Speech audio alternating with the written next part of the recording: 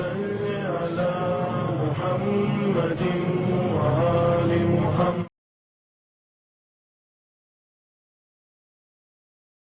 اعوذ باللہ من الشیطان الرجیم. بسم اللہ الرحمن الرحیم. الصلاۃ والسلام علی اشرف الانبیاء والمرسلین وخاتم النبیین ابی القاسم محمد. اللہم صل علی محمد وآل محمد وعجل فرجہم. اما بعد فقد قال اللہ تعالی فی کتابہ المبین وفرقان الحمید وقولہ الحق. بسم اللہ الرحمن الرحیم. انہ لا یائس من روح اللہ الا للقوم الکافرین. صدق اللہ العلی العظیم.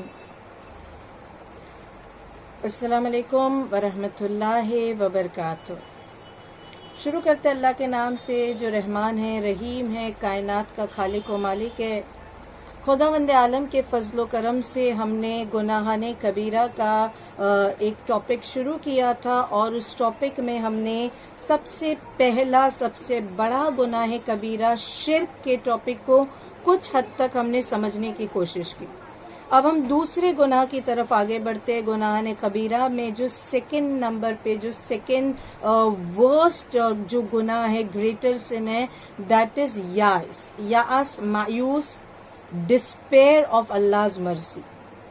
اللہ کی رحمت سے مایوس ہونا، اللہ کی ذات سے نا امید ہونا، یا اپنی دعاؤں کے قبول نہ ہونے پر اللہ سے مایوس ہونا، یہ بھی گناہان کبیرہ میں سے ایک گناہ ہے.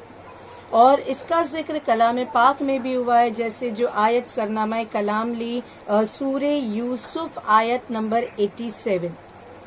یاس، اس گناہ کو انگلش میں جو ٹرم دیا گیا that is despair of Allah's mercy، اور عربک میں اٹ از کالڈ ایز یاس، اردو میں مایوس ہونا.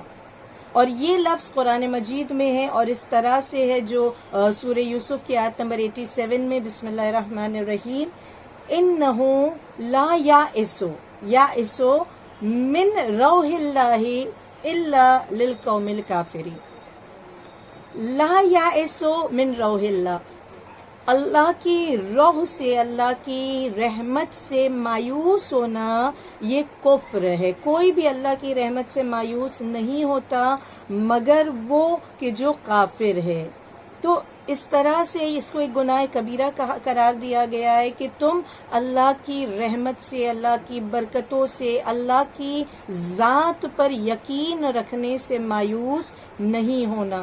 اور اسی لیے ہم قرآن مجید میں پھر دوسری جگہ مثلا سورہ آل عمران آیت نمبر 159 میں بھی خداوند عالم کہتا ہے ان اللہ یحب المتوکلین. اللہ ان سے محبت کرتا ہے، اللہ ان سے دوست رکھتا ہے کہ جو اللہ پہ توکل کرے، جو اللہ پہ بھروسہ کرے. الحمدللہ آج جب ہم ریشیو نکالے، جب ہم سٹیٹسٹکس دیکھے، ہماری قوم اثنا عشری کو اور دیگر مذاہب، دیگر مسلکوں کو جب ہم دیکھیں، دوسرے مذہب، دوسرے ریلیجنز میں اور ہمارے مذہب میں جب ہم دیکھیں، تو الحمدللہ سوسائڈ ریٹ بہت کم ہے، مرڈر کے ریٹ بہت کم ہے، فرسٹریشن، ڈپریشن جو آج جوانوں میں بہت زیادہ ہے، مگر الحمدللہ کمپیریٹیولی ہماری قوم میں کم ہے. انسان جب مایوس ہو جاتا ہے تو موت کے دروازے پہ چلا جاتا ہے. انسان جب مایوس ہوتا ہے تو یا میں مر جاؤں یا میں مار دوں، اس کنڈیشن پہ آ جاتا ہے. لیکن جس کو اللہ پہ بھروسہ ہو، جس کو اللہ پہ توکل ہو کہ میرا پروردگار مجھے دیکھ بھی رہا ہے اور میرا پروردگار مجھے سن بھی رہا ہے، اور میں جس حالت میں ہوں اللہ مجھے دیکھتا ہے، یہ اللہ کی مصلحت ہے، یہ اللہ کی مرضی ہے، تو پھر انسان کو ایک یقین ہوتا ہے، توکل ہوتا ہے کہ نہیں، خدا کن کہے گا فیکون ہو جائے گا، میرے حالات چینج ہو جائے گے. تو اس امید اور اس یقین پر وہ اپنی مشکل اور بیماری اور اپنی تکلیفوں میں صبر کر جاتا ہے کہ خدایا اگر تو مجھے اسی حالت میں دیکھنا چاہتا ہے، اگر تو چاہتا ہے کہ میں بے اولاد رہوں تو مایوس ہونے کی غرض نہیں ہے. اگر تو چاہتا ہے کہ میں بیمار رہوں تو پھر اگر یہ تیری مرضی ہے تو مجھے صبر اور شکر کی توفیق دینا. تو اللہ پہ توکل ہوگا تو مایوس نہیں ہوگی. اللہ کی ذات پہ یقین ہوگا کہ دن کے بعد رات ہے اور رات کے بعد دن ہے، اور اللہ کن کہے فیکون ہو جائے. وہ قادر المطلق ہے، وہ وقت کو بدلتے دیر نہیں لگتی، وہ مقلب القلوب ہے، وہ مسبب الاسباب ہے، وہ مفتح الابواب ہے، وہ بند دروازوں کو کھولنے والا ہے۔ مثال کے طور پہ ہم قرآن میں بہت سارے واقعات ہیں، قرآن مجید میں اللہ نے ایسی بہت ساری مثالیں دی ہے کہ جہاں سے ہم کو ایک انسپریشن ملتا ہے کہ کوئی بھی سرکمسٹانسز ہو، کتنے بھی ورسٹ سیناریو ہو، اللہ کی رحمت سے مایوس نہیں ہونا، چاہے کتنے سال دعا نہ قبول ہوئی ہو، چاہے 40 سال گزر جائے دعا نہ قبول ہو، مگر اللہ کی ذات پہ یقین رکھنا، یہ اس کی مرضی ہے کہ میں اس کیفیت میں باقی رہوں۔ مثال کے طور پہ ہم سورہ نمبر 11 کو اٹھا، سورہ ہود آیت نمبر 71، 72، 73 کا آپ مطالعہ کریں کہ جب ملائکہ جناب ابراہیم علیہ السلام کے گھر آئے، مورخین اور مفسران قرآن یہ لکھتے کہ یہ وہ منزل تھی، یہ وہ موقع تھا کہ جب حضرت ابراہیم علیہ السلام کی ایج 120 ایئرس تھی، 120 سال کی عمر، اور دوسری طرف ان کی وائف جناب سارہ سلام اللہ علیہا کی عمر اراؤنڈ 97 ایئرس کی ہے، اور بے اولاد ہے۔ obvious ہے، ساری زندگی دعا مانگی ہوگی اللہ مجھے اولاد دے دے، جناب سارہ نے کتنی منتیں کی ہوگی اللہ مجھے اولاد دے دے، 97 کی عمر میں آ چکے، اور پھر یہ ملائکہ جب ان کے گھر میں آتے ہیں اور یہ خوشخبری دیتے کہ ابراہیم اپنی زوجہ سے بھی کہہ دو، سورہ ہود آیت نمبر 71، 72، 73 کا مفہوم بیان کرو، اے ابراہیم تم اور تمہاری زوجہ کو بھی یہ خبر دو کہ اللہ تم کو بیٹا عطا کرے گا، نہ صرف بیٹا عطا کرے گا اسحاق، بلکہ اللہ اس بیٹے کو بیٹا یعنی یعقوب بھی دے گا۔ تو خدا بتا رہا ہے کہ تو نے 120 سال انتظار کیا، مگر اس کے بعد بھی میں نے تجھے بیٹا بھی دینا ہے، بیٹے کا بیٹا پوتا بھی دینا ہے۔ اور جناب سارہ سلام اللہ علیہ یہ گفتگو سن رہی تھی ملائکہ اور حضرت ابراہیم علیہ السلام کی، تو وہ رو پڑی، وہ چیخ پڑی، شی لافڈ آؤٹ آف شاک۔ یہ کیا ہو گیا؟ یہ فرشتے کیا کہہ رہے؟ اس عمر میں جب میں یائسہ ہو چکی ہوں، مایوس ہو چکی ہوں، میرے اولاد ہونے کے کوئی امکان ہی نہیں بچتے، اتنے بڑھاپے میں میرا شوہر بوڑھا ہو گیا ہے، میں بوڑھی ہو گئی، اور اس عمر میں خدا کہہ رہا اولاد دوں گا۔ اللہ مفتح الابواب ہے، اللہ مسبب الاسباب ہے، وہ اس عمر میں بھی اولاد دیتا ہے جہاں پہ انسان مایوس ہو چکا ہے۔ یہ تو نبی کا گھر ہے۔ تو رحمت فرشتوں نے کہا کہ اے زوجہ ابراہیم تم کس چیز پہ مایوس ہو؟ اللہ کی رحمت سے مایوس ہونا، اللہ کی رحمت سے مایوس نہیں ہونا۔ اسی طرح کے انسیڈنٹس ہماری لائف میں بھی بہت مرتبہ ہوتے، اتنے سالوں سے بیمار ہوں، شفا نہیں ملتی ہے، اتنا قرضہ بڑھ گیا ہے، صحیح پراپر جاب نہیں ملتا ہے، یہ پرابلم ہے، وہ پرابلم ہے، لائف میں اتنی ساری پرابلم ہے۔ یا میں کچھ اس طرح سے رکھوں، see if you have a positive approach towards life, you should have a positive approach towards life, کہ اس طرح سے جب ہم سوچیں، مثال کے طور پہ میں یہ کہتی ہوں کہ ہمارے پاس بہت ساری نعمتیں، can we count it? No we cannot. ہم اللہ کی نعمتوں کو کاؤنٹ نہیں کر سکتے۔ اللہ نے ہم کو زندگی دی، اللہ نے ہم کو صحت دی، اللہ نے ہم کو صحیح سلامت آنکھ دی، کان دیا، زبان دی، ہاتھ دیا، پیر دیا، ایمان دیا، مومن بنایا، اللہ نے عبادت گزار بنایا، اللہ نے سر پہ چھت دی، اللہ نے کبھی بھوکا نہیں سلایا۔ ہم کتنی ساری نعمتیں اگر اللہ کی لکھنے بیٹھے نا تو لکھ نہیں سکتے۔ there are so many gifts which Allah has blessed us with۔ اب اتنی ساری نعمتوں کے بعد دیکھیے پازیٹیولی ہم دیکھیں اللہ نے ہم کو بہت کچھ دیا ہے، مگر جب اتنی صحت اور اتنی ساری نعمتوں کے بعد ایک اگر سوال ہم انصاف سے اپنے آپ سے پوچھیں کہ ہمارے ذہنوں میں، ہمارے گھروں میں سکون ہے؟ نہیں ہے، نہیں ہے۔ کوئی بندہ نہیں کہے گا میری لائف میں سکون ہے، چاہے وہ کسی بھی مسلک کو بلانگ کرتا ہے۔ میرے پاس گھر ہے، میرے پاس صحت ہے، میرے پاس سب کچھ ہے، اولاد بھی ہے، مگر میرے گھر میں سکون ہے، میرے لائف میں سکون نہیں ہے۔ کوئی اولاد کے لیے پریشان ہے، کوئی شوہر میں پریشان ہے، کہیں بیٹی کی شادی نہیں ہو رہی ہے، کہیں گھر کی پرابلم ہے، کہیں کچھ پرابلم ہے. پرابلمز تو آتی رہے گی، مگر نعمتوں کے باوجود ہماری لائف میں سکون نہیں ہے. سکون کیوں نہیں ہے؟ کیونکہ کہیں نہ کہیں میرے یقین میں کمی ہے. اگر مجھے خدا پہ بھروسہ ہو جائے کہ ٹھیک ہے، جیسے جناب سلمان محمدی کو تھا، جیسے جناب ابو ذر غفاری کو تھا کہ ٹھیک ہے میرے پاس دوپہر کا تو میں نے کھانا کھا لیا، رات کا اللہ مالک ہے، رات کی کیوں فکر کرنا. تو یہ سکون کی زندگی ہے.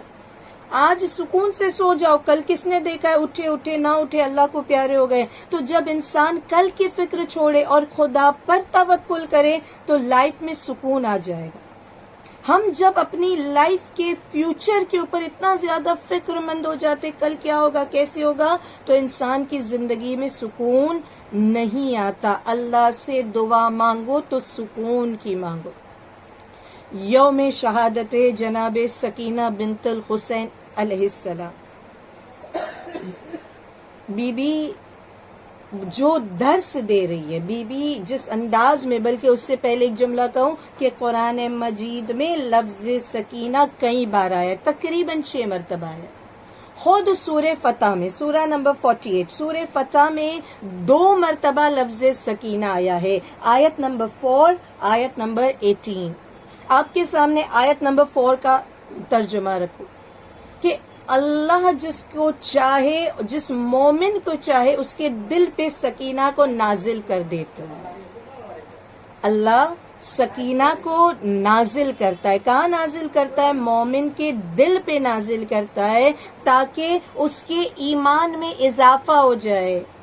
یعنی میری لائف میں سکون نہیں، اللہ سے مانگو خدایا ہمارے دلوں پہ سکون کو نازل کر. جب سکون ہو جائے گا تو پھر انسان کے ایمان میں اضافہ ہوگا. نہیں، میرا رب دیکھنے والا ہے، میرا رب سننے والا ہے، میرا پروردگار مجھ پر احسان کر، وہ میری دعاؤں کو مستجاب کرنے پر قادر ہے. جب انسان ان منزلوں پر آ جائے اور اللہ پہ یقین ہونا، جیسے ایک شخص نے، جمیل ابن دراج نے امام جعفر صادق علیہ السلام سے پوچھا تھا کہ مولا اس سورہ فتح کی اس آیت نمبر 4 میں جو اللہ نے لفظ سکینہ استعمال کیا، اس سکینہ کا معنی کیا ہے؟ امام نے کہا ایمان.